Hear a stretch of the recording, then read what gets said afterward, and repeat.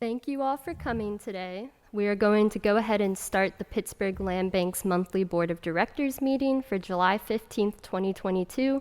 Co-Chair Dr. Bay, please take it away. All right, thank you, Emily. Let's start with the roll call. Board members.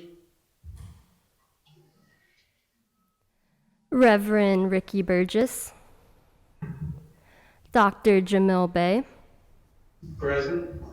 Councilman Daniel Lavelle, Senator Wayne Fontana, Councilman Bobby Wilson, Here. Director Steve Mazza, Director Wanda Wilson, and Director Karen Breen. Present. Thank you. Thank you all. We will be continuing with business and not voting on any items for today's meeting.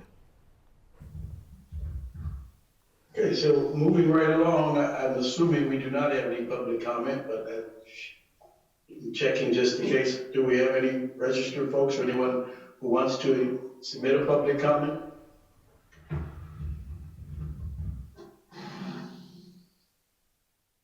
All right, hearing none, we'll just continue. We'll table the approval of last month's meetings of the June minutes and get into the chairman's report. Filling in for Reverend Burgess, I wanted to report out that the PCRG, the Pittsburgh Community Reinvestment Group, released the Pittsburgh Black Home Ownership Report in March of 2020. In the report, it talked about Pittsburgh's changing dynamics have increased the fears of gentrification and displacement. This substantially affects the supply of quality and affordable homes for residents. As one of many solutions, PCR recommends increasing funding and capacity for the Pittsburgh Land Bank to address the loss of affordable housing with a focus on Pittsburgh's communities of color. If we want to have a discussion around that, we've not been really effective at this point in our history of addressing any of these concerns. But we can open that for discussion if necessary.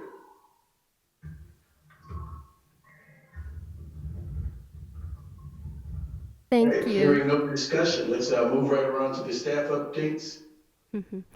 Thank you, Co-Chair Dr. Bay. Moving on to our staff updates. Our first update is an update to the GRB law contract between the Pittsburgh Land Bank and the City of Pittsburgh. So far, the city has filed petitions to quiet title on multiple batches of properties that were included in the Pittsburgh Property Reserve moved to this agreement.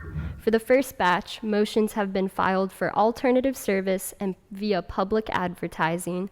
For the second batch, GRB is working through personal service and alternative service.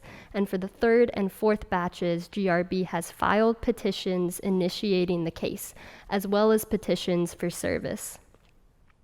For the fifth and final batch, we will be having petitions filed within the coming weeks initiating these cases.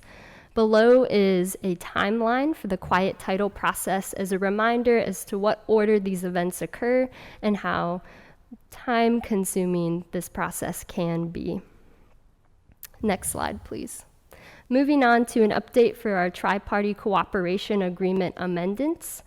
So this document articulates a process for transferring properties between the Land Bank, the Urban Redevelopment Authority, and the City of Pittsburgh.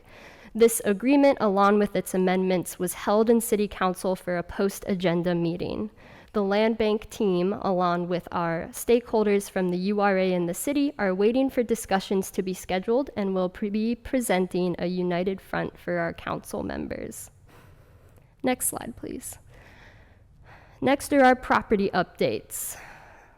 The Land Bank owns property 243 Meadow Street in the Larimer neighborhood, and currently Land Bank and URA shared staff are pursuing a candidate for disposition. The Board of Directors will be informed about this process as it progresses, and we look forward to working together for the disposition of this property. For the second property, 6 Boggs Avenue in the Mount Washington neighborhood, PLB and URA shared staff are pursuing a limited request for information for our several existing applicants.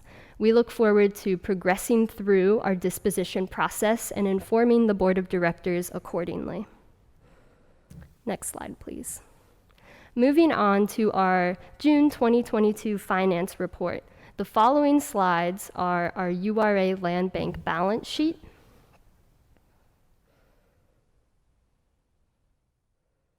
our URA to Land Bank income statement, and a fund balances. And I leave this for questions from the board of directors, as we have both Land Bank and URA staff online to answer.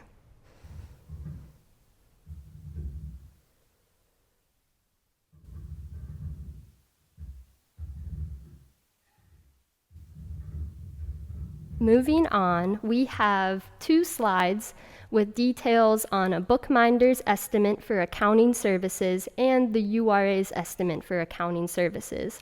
As we informed the board at last month's board meeting, we have various quotes and estimates for bookminder's accounting services based on the number of transactions, based on a few software fees, and based on their service commitments. When this is all totaled together, we've found that for 12 months, purchasing bookminder services will cost the land bank around $11,000 plus additional costs. I'll pause here for any questions from the board of directors.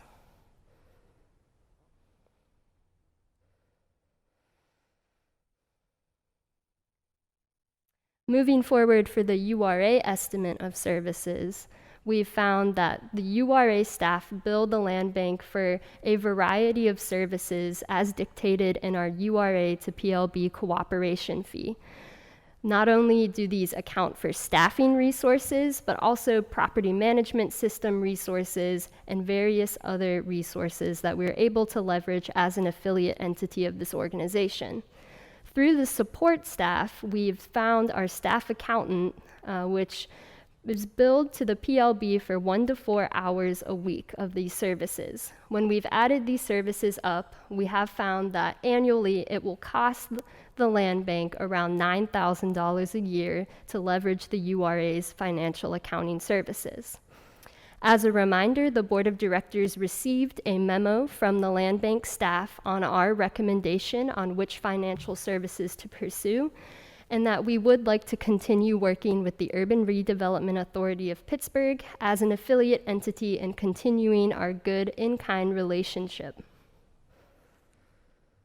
I will pause here for questions from the board of directors. So just to confirm what I just heard, this is Karen. It will actually cost $2,000 less in your estimate to have the accounting services done by the URA, plus the staff of the land bank actually prefers to continue their relationship, correct? So on both counts? Thank you, Director Breen. Yes, we did find that it costs significantly less to continue our relationship with the URA, knowing that through our cooperation agreement between the URA and the land bank, we pay for a variety of services. So not only would we have to renegotiate this agreement, but we would be paying additional fees for services that we are already receiving from our affiliate organization. Okay, thank you, Emily.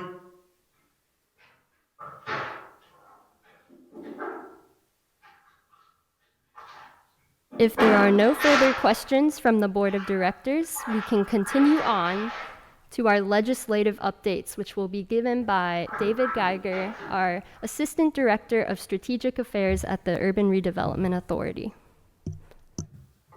Afternoon, members of the Pittsburgh Land Bank Board. As Emily said, my name is David Geiger. I am the Senior Advisor at the Urban Redevelopment Authority, and as part of that role, I monitor intergovernmental affairs, legislative advocacy, and other intergovernmental matters.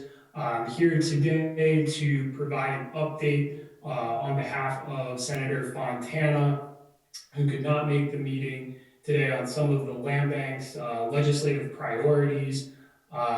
Those legislative priorities include Senate Bill 811, which are amendments to MICDL, Senate Bill 439, which is reauthorizing the County Demolition Fund, House Bill 1791, Vacant Property Registration and Assessment Act, House Bill 2209, which allows for land bank boards to achieve quorum virtually, House Bill 2210, which adds land banks to the list of entities to be considered as eligible for conservatorship, and Senate Bill 797, which amends the Neighborhood Improvement District Act to simplify the NID process and allow second-class counties to participate in the creation of NIDs. Unfortunately, all bills are currently sitting and waiting to be scheduled for a floor vote. There are only 9 days of session scheduled this fall in both the House and Senate, so it's hard to really predict if any of these will get a vote. However, we plan to push for a vote on all of these bills when the legislature returns in the fall, especially Senator Fontana's Senate Bill 811, which includes our amendments to the MICTL legislation, and we would really, really like to see that pass before the end of October. We know that the senator put a lot of effort into advancing the legislation as far as it has. We really thank him and his staff for their efforts. We know that advancing this type of legislation is not always easy, but we appreciate the efforts. We are encouraged by how far it has made it in the process, and we hope by the end of the year to have passage of at least Senate Bill 811, if not other priorities listed. Mr. Geiger, this is Steve Mazza. Can I ask you a question? Yeah, absolutely. First question, have any of them come on a committee? Most of them have come out of at least the House Urban Affairs Committee, and I can get you a full report on where each of them stands currently. Most of them have made it through at least an initial committee vote. Many are over in the Senate. Many have passed the Senate Urban Affairs Committee as well, so it really is about final votes, pushing for floor votes, and happy, Director Mazza, to get you a report of where all these stand. I appreciate that. And would it be a problem to send me the text of the bills? It would be no problem at all. I'll make sure that's included in the report. Yeah, I appreciate that. Thank you. Absolutely.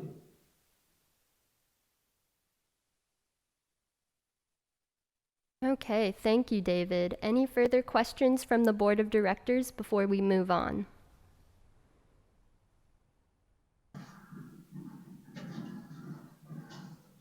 Okay, I yield back to you, Co-Chair Bay, for our last items.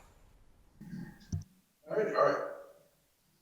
I have nothing specific to the land bank. I see that PLI has put out a new interface on their website, permits and licensing, that highlights and shows how many properties across each council district are, condemned, how many they got reports on, and it's a good snapshot into what's happening across the city and the importance of us having a functional land bank. And I think if anybody has not taken a look at that, it's a good way of, getting your head around just the enormity of the problem that we're having with vacant lots and condemned properties across the city. But other than that, I have any of the other board members have anything new to bring to the table? Just on that, Director Bay, is that just like a link where you click on and it'll show you the addresses and all that stuff of where they're located? It's pretty interactive. You can dig into a whole lot of different things. Just it shows what they look at and what they have reports of. And there are lots of filters that you can use. I can't remember the name of it. I had it in my notes and don't have those in front of me, but I can share that out with the board. No, I appreciate that. Thank you. Yeah, I would appreciate getting that also. Thank you. Sure. Director Bay, the first slide, when you asked for discussion, I was having trouble unmuting. When you were talking about the slide that Councilman Reverend Burgess submitted about gentrification, about the land bank relative to that.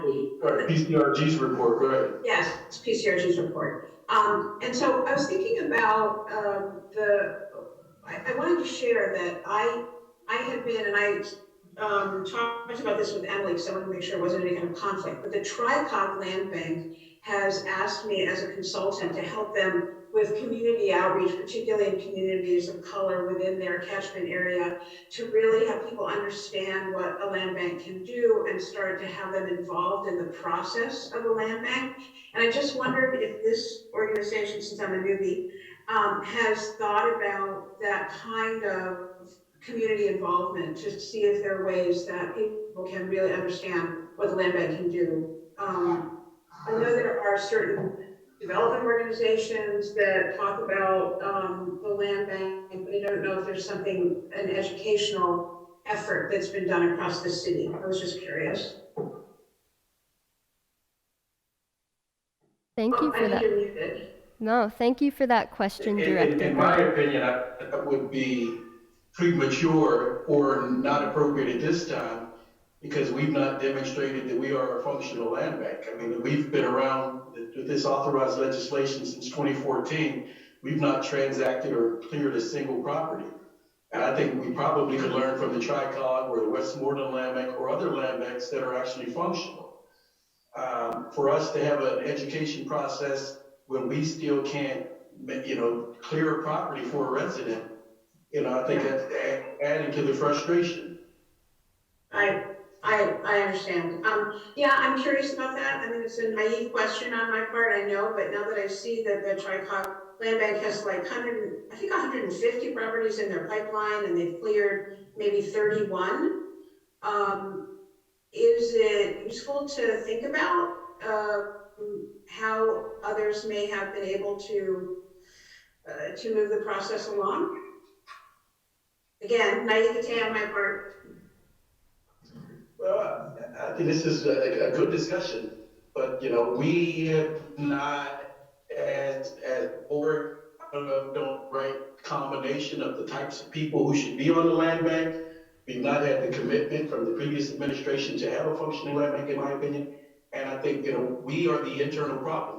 We've studied land banks, we visited other land banks, we've invited consultants in, and yet we're stuck in a process that across New York, across Ohio, and looking at other peer organizations, we are so far behind.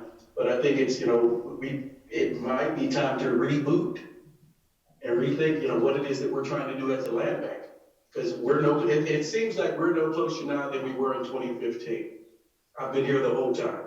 Mm-hmm. And I agree with you, Director Bay. Early on, we did go out and have community meetings and things like that to get input and even get input on what were the permanent issues with the vacant land, vacant properties was difficult enough, but we do need to educate more and get it out there. And I think we just need to pull the trigger, and just get it done and just see what happens instead of keep going back and forth with consultants and people and other studies and just say, hey, what's going to work in Pittsburgh? Let's just do it.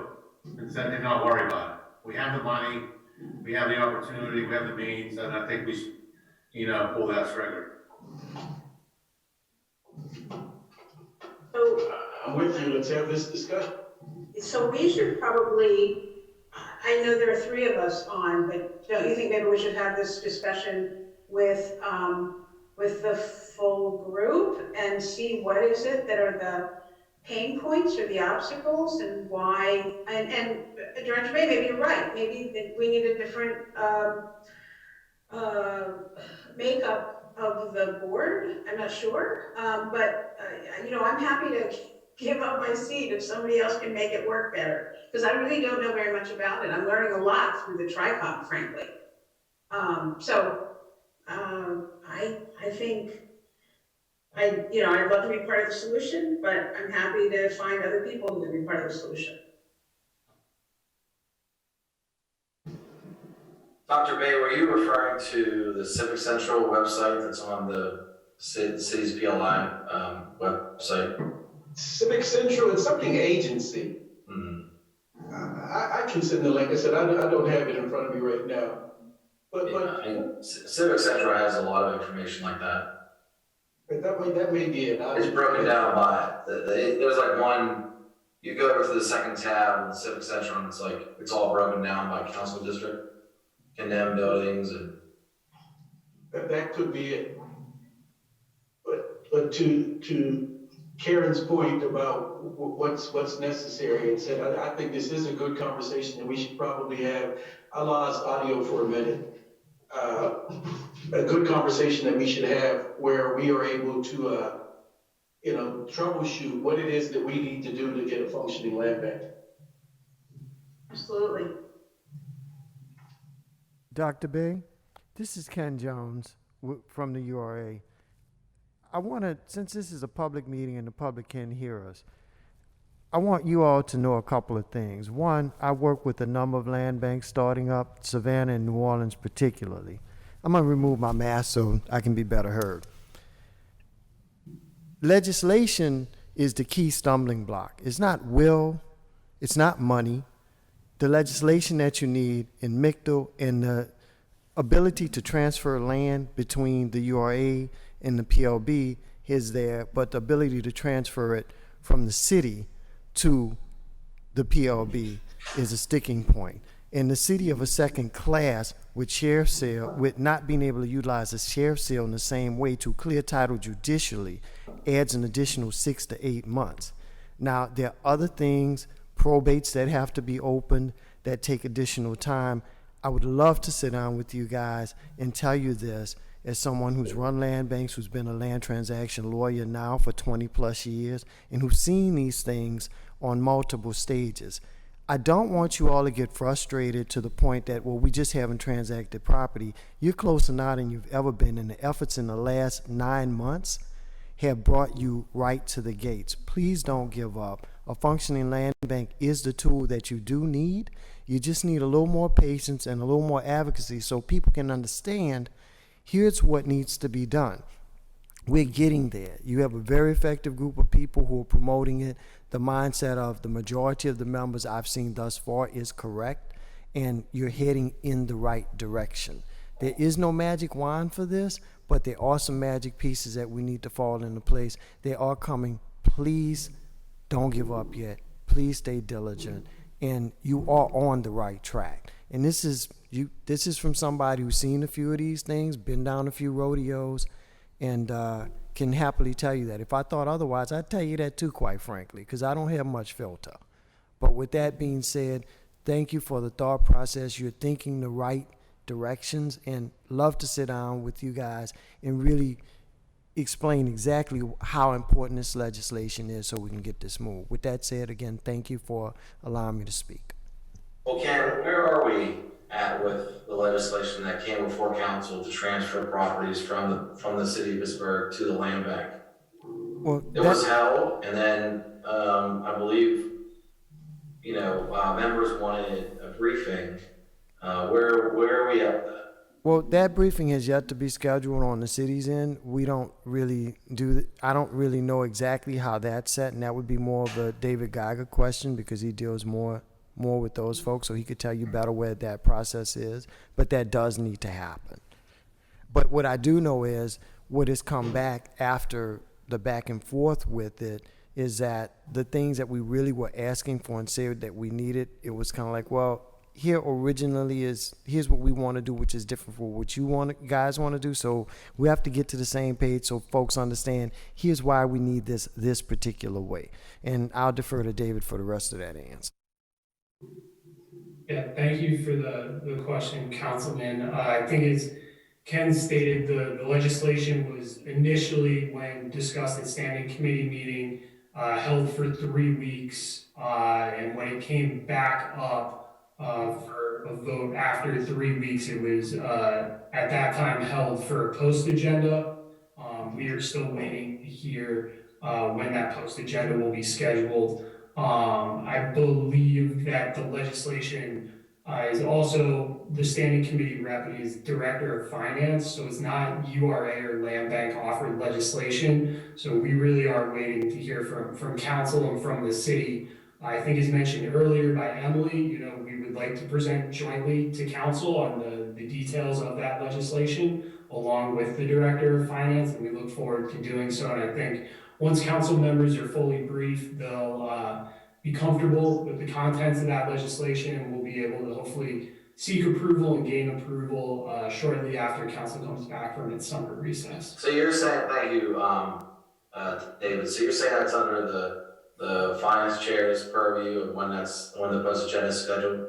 I believe the clerk's office would be working with the director of finance, yes. All right, well, that's something that needs to happen and I'll follow up on because, all these different legislative parts need to happen so it's functional. Absolutely, and feel free to include me on any communication. I'm happy to help keep this coordinated. All right. So David and Ken, would it be fair to ask for the September meeting if we could have a briefing or an update that sort of shows how close we are, what are those steps? I think, for the public process, I think that's a part of what's needed. Where are we? Because this has been a long time, and if we're that close, maybe we could tee up sort of all right, here are the next 2 or 3 steps that unleash us. I think that would be helpful if we could present that and have some visual way to think about that. I'm more than happy to work with the URA and Pittsburgh Land Bank staff to prepare a presentation for our September meeting that sort of outlines some of the critical path components, both agreements and other items that are needed as far as staff's perspective is concerned. Present that to the board and just say, here's some critical items, here is where we are with those items, and here's how we see the critical path in advancing the mission of the land bank forward. I do think that that's absolutely something staff can work on.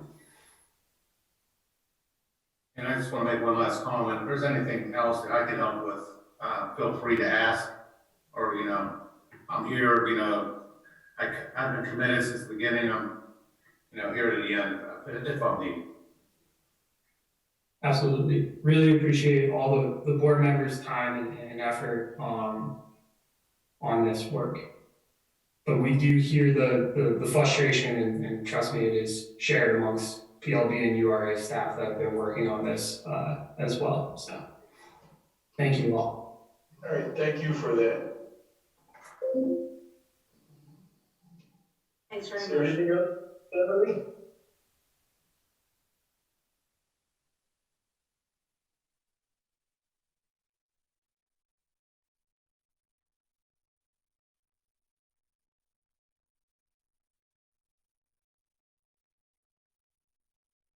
I think I lost audio again. We can hear you, Dr. Bay. We can hear you guys. If there are no further items to discuss between the board of directors and the staff, just to echo David's words, this has been a long process for the Pittsburgh Land Bank, but just asking these questions and opening up communication between the board of directors and between the staff, it's helpful. We're all working together. We're all working towards the same goal. And I thank you guys for your participation. All right, thank you. Our next meeting we don't have an August meeting. Our next meeting is in September 9th. Correct. So we'll see you all then, hopefully in person. Motion to close? Second. All right, the meeting is adjourned. Thank you all.